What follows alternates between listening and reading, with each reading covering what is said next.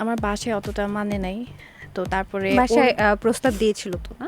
বাসায় প্রস্তাব দিয়েছিল বলতে আমার বাসায় কথাই বলতে চায় নাই। মানে আমার বাসায় বলতেছিল যে আমাদের ফ্যামিলি থেকে কখনো এরকম গায়ক নায়কদের সাথে বিয়ে হয় না বা মিডিয়া কেন্দ্রিক মানুষের সাথে আমাদের ফ্যামিলিতে বিয়ে হয় না।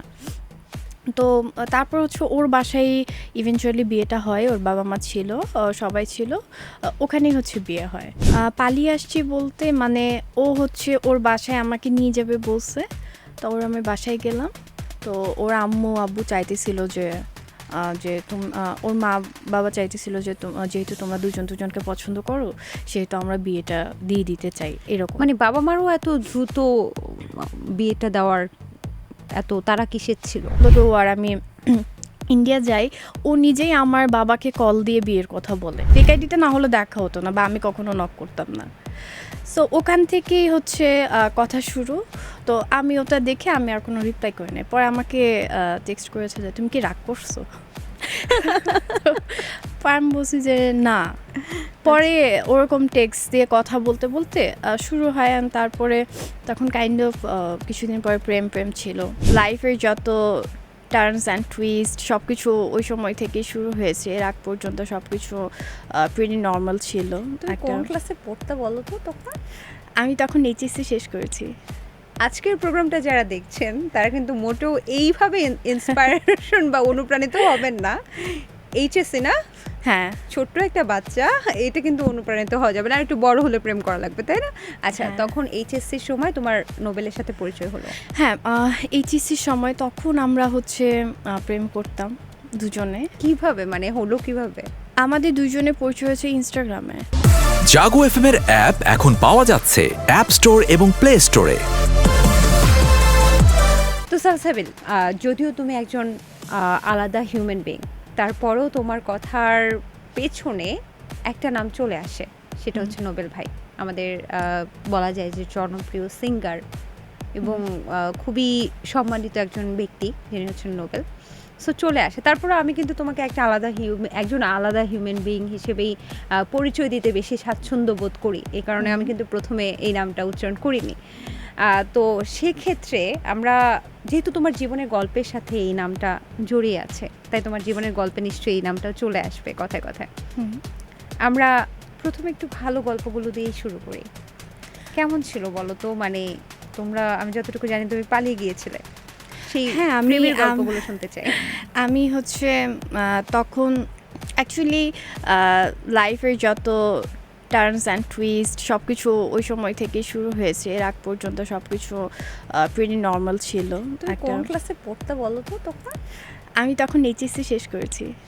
আজকের প্রোগ্রামটা যারা দেখছেন তারা কিন্তু মোটেও এইভাবে ইন্সপায়ারেশন বা অনুপ্রাণিত হবেন না। এইচএসসি না? হ্যাঁ, ছোট্ট একটা বাচ্চা, এটা কিন্তু অনুপ্রাণিত হওয়া যাবে না, আর একটু বড় হলে প্রেম করা লাগবে, তাই না? আচ্ছা, হ্যাঁ। তখন এইচএসসির সময় তোমার নোবেলের সাথে পরিচয় হলো? হ্যাঁ, এইচএসসির সময় তখন আমরা হচ্ছে প্রেম করতাম দুজনে। কিভাবে, মানে হলো কিভাবে? আমাদের দুজনে পরিচয় হয়েছে ইনস্টাগ্রামে। ইনস্টাগ্রামে কথা শুরু হয় অ্যান্ড তারপরে ওর সাথে আমার দেখা হয়। অ্যান্ড তখন আমার ওর হচ্ছে প্রেমের সম্পর্ক ছিল, যদিও এটা খুব বেশি দিন ছিল না। খুব বেশি দিন আমরা প্রেমিকা ছিলাম না। আর ওটা অবশ্য না খুব মানে ফর্মালি প্রেমিকাও ছিলাম না, যে লাইক খুব প্রপোজ করা হয়েছে বা এমন কিছুও না। কাইন্ড অফ ফ্রেন্ড এরকম টাইপের ছিলাম। অ্যান্ড তার কিছুদিন পরে হচ্ছে ইনস্টাগ্রামে তুমি নক করেছিলে আগে নাকি নোবেল ভাই? একটা স্টোরি আছে, এটা হচ্ছে ও একটা স্ট্যাটাস দিয়েছিল যে আমার কোনো ফেসবুক আইডি নাই। তো ওর অনেকগুলো ফেক ফেসবুক অ্যাকাউন্ট ছিল, ওখান থেকে একটা আমার সাথে অ্যাড ছিল যেটা দেখে মনে হতো যে রিয়েল। সো ওখান থেকে তার মানে তুমি মনের কোনো একটা জায়গায় নোবেলকে রেখেছিলে যে না, ওকে ভালো লাগে বা একজন আর্টিস্ট হিসেবে ভালো মনে হয় অনেকেই রেখেছিল। ও আচ্ছা। তো তখন ওই ফেসবুক অ্যাকাউন্টটা থেকে আমাকে মেসেজ করতো যে আপনি খুব সুন্দর, হ্যান ত্যান। তো আমি ওগুলো, ওটা ফেক ছিল? হ্যাঁ, ওটা ফেক ছিল। আজকে যদি ওর সাথে কথা হয়ে যেত তাহলে কি হতো? বোঝা যায়। আচ্ছা সো আচ্ছা আমি ওটা স্ক্রিনশট নিয়ে আমি ও একটা স্ট্যাটাস দিয়েছিল ওর পেজে যে আমার কোনো ফেসবুক অ্যাকাউন্ট নাই, আমার জাস্ট ইনস্টাগ্রাম আছে। সো আমি ওই যে আমাকে মেসেজ দিয়ে বিরক্ত করতে আমি ওগুলো যে স্ক্রিনশট নিয়ে আমি হচ্ছে গিয়ে ওর ইনস্টাগ্রামে দিয়ে দিই। আমার মনে হয়েছিল যে হয়তো বা ওনার মনে হয় ফেসবুক নাই, তো অনেকে ওনার নাম নিয়ে এরকম করতেছে। সো আই থট যে আচ্ছা আমি স্ক্রিনশটগুলো ইনস্টাগ্রামে শেয়ার করি। তো শেয়ার করার পরে তারপর হচ্ছে ও অনেকগুলো মেসেজ দেয়। অনেকগুলো মেসেজ। হ্যাঁ আচ্ছা এরকম তখন তো তিনি টপ মোস্ট সেলিব্রিটি হ্যাঁ। তাই না, একদম হ্যাঁ। সারেগামাপা থেকে আসছে এবং তার কণ্ঠের জাদুতে সব তরুণীরা কিন্তু একদম বলা হ্যাঁ। যায় যে ওই যে জাতির ক্রাশে পরিণত হয়েছে তার কণ্ঠের হুম হুম। ক্রাশে, তাই না? তো সেক্ষেত্রে তখন নোবেলের মতো একজন সেলিব্রিটি তোমাকে নক দিচ্ছে, হুম। ডেফিনেটলি একটা পাওয়া পাওয়া মনে হয় যে ওকে। না তখন আমি ওকে রিপ্লাই করেছি যে এটা ওকে ফেক অ্যাকাউন্ট। তখন ও আমাকে রিপ্লাই আচ্ছা। করেছে যে উপরে যে ব্লু টিক দিয়ে কি মিন করে। তো আমি বললাম যে ব্লু টিক দিয়ে মিন করে ভেরিফাইড। তো বলতেছো আচ্ছা তুমি তো খুব মানে ইন্টেলিজেন্ট। তো আমি পরে বুঝলাম যে আমাকে একটু কাইন্ড অফ পচাচ্ছে। আচ্ছা আচ্ছা তো পরে আমি আর কোনো রিপ্লাই করি নাই ও যেহেতু অনেকগুলো কি মেসেজ করেছিল? ও মেসেজ করেছে যে এটা আমার অ্যাকাউন্ট না, আমি জাস্ট ইনস্টাগ্রাম চালাই, আমার ফেসবুকে কোনো অ্যাকাউন্ট নাই, অ্যান্ড তোমার নাম কি সালসাবিল, হ্যান তেন 14টা মেসেজ করেছে টোটাল। 14টা মেসেজ একটা সেলিব্রিটির পক্ষ থেকে। তবে আমার মনে হয় যে আসলে ফেক আইডিটা বানিয়েছিল তাকে একটা মানে ওই সময় তোমাদের প্রেমের সময় তাকে একটা থ্যাঙ্কস দেওয়া দরকার ছিল যে ভাই তুমি ফেক আইডিটা না বানালে হয়তো আমাদের দেখাই হতো না, এরকম কিছু না? হতে মেবি হ্যাঁ, ফেক আইডিটা না হলে দেখা হতো না বা আমি কখনো নক করতাম না। সো ওখান থেকেই হচ্ছে কথা শুরু। তো আমি ওটা দেখে আমি আর কোনো রিপ্লাই করি নাই। পরে আমাকে টেক্সট করেছে যে তুমি কি রাগ করছো। পরে আমি বলছি যে না। পরে ওরকম টেক্সট দিয়ে কথা বলতে বলতে শুরু হয়, and তারপরে তখন কাইন্ড অফ কিছুদিন পরে প্রেম ছিল। তারপরে হচ্ছে লোকে খুব দ্রুত বিয়ে হয়ে যায়। মানে আমি বলি তোমরা কথা বলে প্রথম দেখা করো নাই? ও তখন ইউএসএতে ছিল, সো আচ্ছা। দেখা করা হয় নাই। হয় নাই মানে না। ওই ইনস্টাগ্রামেই তোমাদের কথা হ্যাঁ। চলতে থাকে, দেন হচ্ছে একটা প্রেমের সম্পর্কে পরিণত হয়। হ্যাঁ হ্যাঁ, তারপরে প্রপোজটা কি তুমি করেছিলে কেউ প্রপোজ করে নাই। এভাবেই? হ্যাঁ, মানে মানে কেয়ারিং গুলো কিভাবে চলে আসলো বলো তো? এভাবেই আমি বলি মানে হঠাৎ করে মানে আপনি থেকে তুমি হয়ে গেল নাকি প্রথম দিন থেকেই তুমি? জাস্ট কথা বলতাম, ফ্রেন্ড ছিলাম, অ্যান্ড তারপরে ও হচ্ছে প্রথমে প্রপোজ করে হচ্ছে বিয়ের জন্য। ও সরাসরি যে- বিয়ে? আচ্ছা হ্যাঁ, সরাসরি বিয়ে। তারপর? এর আগে তেমন বয়ফ্রেন্ড গার্লফ্রেন্ডও ছিলাম না, কারণ মেবি বয়ফ্রেন্ড গার্লফ্রেন্ড হতে হলে তো একটা অফিসিয়াল প্রপোজ করা লাগে যে I love you, do you love me, or I love you too. তো এরকম কিছু হয় নাই। ও আমাকে ডিরেক্ট প্রথমে বলছে, তারপর দেখা হয় অবভিয়াসলি। ও যখন ইউএসএতে শো করতেছিল, এরপরে বাংলাদেশে আসে, না এরপরে দেখা হয়। দেখা হওয়ার পরে ও হচ্ছে আমাকে প্রপোজ করে বিয়ের জন্য। আচ্ছা সো তখন কিন্তু লাইক গার্লফ্রেন্ড বয়ফ্রেন্ডও না, ও আমাকে আই লাভ ইউ বা এরকম কিছু তোমার বলে। তখন তো তুমি একটা এইচএস এর স্টুডেন্ট, তখন আমার বয়স 17 ছিল। আচ্ছা তখন আমার এইজ 17 ছিল। আপাতত আমরা তোমাকে মাফ করে দিলাম যে বাল্যবিবাহ করেছো। না না না না, তারপরেও? পরে ও যখন প্রপোজ করে তো আমি বলছি আমার বয়স তো 17, কারণ ও তো আমাকে বলে নাই যে আই লাভ ইউ এমন কিছু, আমাকে বলতেছে যে তুমি আমাকে বিয়ে করো। আবার এরকম নোবেলের বয়স তখন কেমন ছিল? মানে ওর বয়স range? ছিল 22-23। 22-23। হুম। আচ্ছা তো ও আমাকে এমন কিছু বলে নাই যে তুমি আমাকে বিয়ে করবা, বা ও আমাকে বলে কি যে তুমি আমাকে বিয়ে করো। ও আচ্ছা, মানে তোমার কোনো পারমিশনও চায়নি সে? না বিয়ে করো? আচ্ছা হ্যাঁ, তো পরে ওর মা জিজ্ঞেস তোমার করে মনে হয় না টু ফার্স্ট? মনে হয়েছে। তো তখন আমি তখন দেখা হলো, তারপরেও আমাকে বললো যে তুমি আমাকে বিয়ে করো। তো তারপরে হচ্ছে আমি বললাম যে আমার বয়স তো 17। পরে বললো যে 18 কখন হবে। কখন কখন? হ্যাঁ, তো আমি বললাম যে এই যে আমার সামনে বার্থডে পরে আমার 18 বছর হয়ে যাবে। বলকে ঠিক আছে, তাহলে তোমার বার্থডে দিন তোমাকে বিয়ে করে ফেলবো, অথবা বার্থডে পরে বিয়ে করে ফেলবো। তার মানে 18 বছর হওয়ার পরে একদিনও ওয়েট করনি? না না, করেছি। ওর বার্থডে হচ্ছে নভেম্বরের 7 তারিখ, আর আমার বার্থডে ছিল নভেম্বরের 8 তারিখ। সো 7 আর 8 মিলে হয় 15। সো আমরা হচ্ছে নভেম্বরের 15 তারিখে বিয়ে করে ফেলেছি। এই আইডিয়াটা কার ছিল, তোমার? না, ওরই ছিল। আচ্ছা। তো যেভাবে হয় ওর বাসায় ওর বাবা মার সাথে আমাকে দেখা করাতে নিয়ে যায়। এর আগে আমি বাসায় আমার বাবার কাছে বলছিলাম। তো আমার ফ্যামিলি থেকে বলছে যে দেখো আমাদের ফ্যামিলিতে তো আসলে এরকম হয় না যে মিডিয়ার কারোর সাথে সে গায়ক হোক বা নায়ক হোক এরকম বিয়ে হয়। সো এটা পসিবল না, এটা তুমি কখনো চিন্তা করো না যে এরকম হবে। তো আমার তখন একটু কষ্ট লাগে যে এভাবে বলতেছে। তো নোবেল বলে যে তুমি আমার বাবা মার সাথে কথা বলো। তো ওদের ওদের ও আমাকে ওর বাসায় নিয়ে যাওয়ার বাবা মা ছিল। তারপরে ওখানে হচ্ছে ও কথা মানে ওর মা আমাকে জিজ্ঞেস করে যে তুমি কি আমার ছেলে কি তোমাকে জিজ্ঞেস করেছে যে তুমি বিয়ে করবা কি না? আমি বলছি যে না। পরে বলে কি তাহলে আমি জিজ্ঞেস করি যে তুমি ওকে বিয়ে করবা কি না?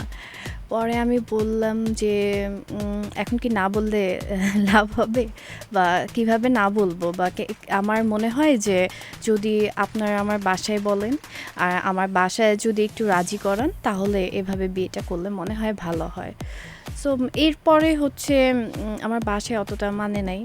তো তারপরে বাসায় প্রস্তাব দিয়েছিল তো না? বাসায় প্রস্তাব দিয়েছিল বলতে আমার বাসায় কথাই বলতে চায় নাই। মানে আমার বাসায় বলতেছিল যে আমাদের ফ্যামিলি থেকে কখনো এরকম গায়ক নায়কদের সাথে বিয়ে হয় না বা মিডিয়া কেন্দ্রিক মানুষের সাথে আমাদের ফ্যামিলিতে বিয়ে হয় না। তো তারপর হচ্ছে ওর বাসায় ইভেনচুয়ালি বিয়েটা হয়। ওর বাবা মা ছিল, সবাই ছিল, ওখানেই হচ্ছে বিয়ে হয়। তারপরে আচ্ছা। ও আর আমি ইন্ডিয়া সেদিন কি চলে যাই। মানে বউ সাজা হয়েছিল বা যেহেতু পারিবারিকভাবেই হয়েছে, একটু জানতে চাচ্ছি যে সাজগোজ কি করা হয়েছিল নাকি একেবারে সালোয়ার কামিজ পরে বিয়ে? না, এরকম? না, এর আগে হচ্ছে ও আমাকে শপিং করে দেয় লাইক শাড়ি, বিয়ের শাড়ি আর এই জিনিসগুলো লাইক সিম্পল বিয়ের শাড়ি অ্যান্ড এগুলা। তারপরে বাসায় যাওয়ার পরে ওর আম্মু আমাকে সাজিয়ে দেয় শাড়ি ওর আম্মুর পরে। হাতেই সেজেছো? হ্যাঁ, আচ্ছা তারপরে হচ্ছে ওখানেই ওর বাসায় বিয়েটা হয়ে যায়।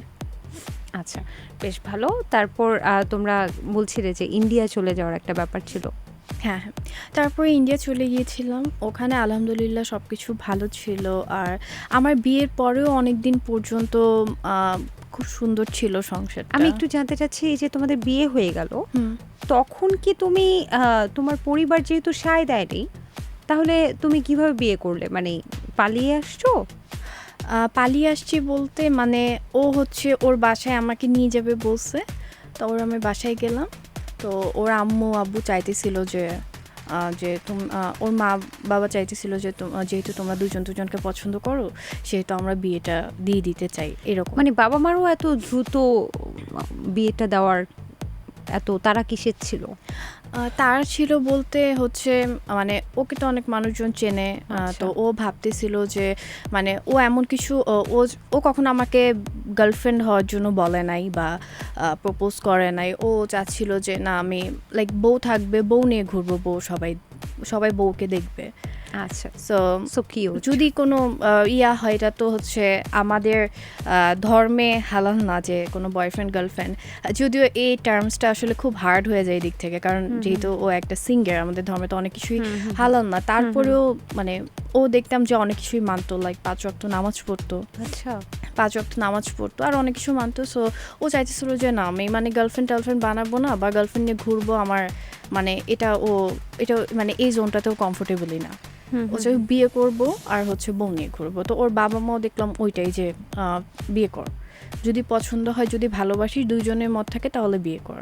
তো ওর বাবা মা পরে ওর বাসায় ওর বাবা মা ছিল, ওর আত্মীয় স্বজন ছিল, ওখানেই বিয়ে হয়। অ্যান্ড তারপরে হচ্ছে হলো গিয়ে ও আর আমি ইন্ডিয়া যাই। ও নিজেই আমার বাবাকে কল দিয়ে বিয়ের কথা বলে। আচ্ছা, মানে হ্যাঁ, তার আগে তুমি যে ওর সাথে স্টে করছো বা বিয়ের পর একসাথে থাকছো, তোমার বাবা মা খুঁজেনি তোমাকে? হ্যাঁ, আমার বাবা মা তো খুঁজেছে, বাট আমি যেদিন ওর বাসায় গিয়েছি ওই দিনই ওর বাবা মা বিয়ে পড়িয়ে দিয়েছে। বাসায় গিয়েছে বলতে ওর বাবা মাই বলেছে যে তোর যেহেতু পছন্দ তুই নিয়ে আমরা কথা বলি। তো আমি গিয়েছিলাম, তো ওর মা আমাকে জিজ্ঞেস করলো যে আমি তোমাকে জিজ্ঞেস করতেছি তুমি কি ওকে পছন্দ করো কিনা, তুমি কি ওকে বিয়ে করতে চাও কিনা। তো আমি বলছি হ্যাঁ আমি ওকে পছন্দ করি। তখন ওরা বিয়েটা করিয়ে দেয় যে ঠিক আছে আলহামদুলিল্লাহ, যেহেতু তোমরা দুজনকে পছন্দ করো আমরা বিয়ে পড়িয়ে দিব। আর ও লাইক যে বিয়ে আর করবো। ইন্ডিয়াটা কবে গেলে? বিয়ের দিনে? বিয়ের পর, হ্যাঁ বিয়ের পরই। পর মানে তারপরে তুমি বিয়ে করে বাসায় চলে গেছিলা? না বিয়ের যেদিন বিয়ে হয়েছে তার হচ্ছে পরের একদিন পরে ইন্ডিয়া চলে গেছি। আর বিয়ের পরপর হচ্ছে নোবেল আমার বাবাকে ফোন দিয়ে জানিয়ে দিছে যে আমরা বিয়ে করে ফেলছি। আচ্ছা, মানে তখন তুমি কি বাসায় স্টে করছো নাকি নোবেলের বাসায় স্টে করছো? না, যেদিন ওর বাসায় গিয়েছে ওই দিনই বিয়ে, তো ওর ওখানেই জানিয়ে দিয়েছে। আচ্ছা, তারপরে তোমার বাবা মার প্রতিক্রিয়া কি ছিল? বাবা তো খুব কষ্ট পেয়েছে, আর বাট পরবর্তীতে বাবা বলেছে যাচ্ছে যেহেতু তোমরা বিয়ে করেছো, আমরা তো একটা সমাজ নিয়ে চলি, তো সেই ক্ষেত্রে হচ্ছে হলো গিয়ে তোমরা যেহেতু এতই পছন্দ করে দুজনকে বিয়ে করে ফেলেছো, আমরা যেহেতু একটা সমাজ নিয়ে চলি, এটা সামাজিকভাবে হচ্ছে আমরা করাবো, এটাই বলেছে বাবা। তারপর তুমি ইন্ডিয়া চলে গেলে, সেটা তো পরিবারের সম্মতি ছিল, কারণ বিয়ের পরে তো যাচ্ছে। হ্যাঁ, তখন আসলে মানে আমার বাবা রাগ, বাট আমার নানু বা খালামণি যেহেতু বিয়ে হয়ে গেছে সেহেতু তো ওর হাজব্যান্ড। জাগো এফএম এর অ্যাপ এখন পাওয়া যাচ্ছে অ্যাপ স্টোর এবং প্লে স্টোরে।